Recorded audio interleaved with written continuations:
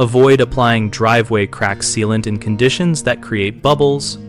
When preparing the surface, start by removing all loose debris with a stiff broom and a wire brush, then use a shop vacuum or compressed air to clear dust from the joint, so the sealant bonds to clean edges.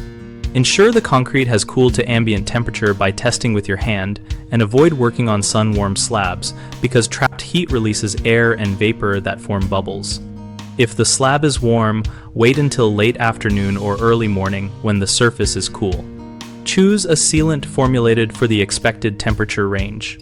Products labeled for high temperature use include polymers with better flow and lower outgassing, so they are less likely to bubble when applied in warmer conditions.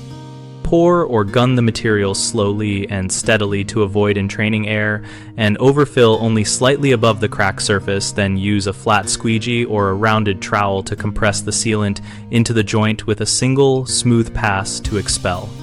Trapped air.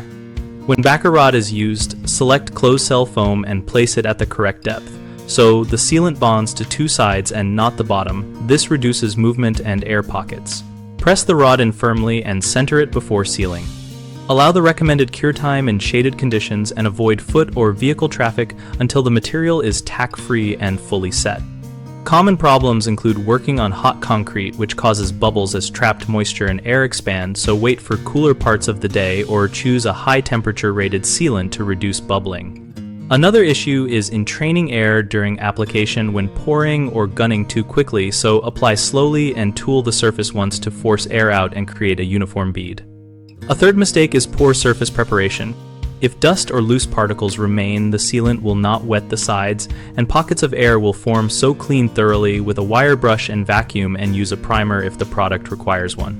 BigHomeProjects.com connects homeowners with local contractors and gives both parties a place to discuss techniques and local product experiences.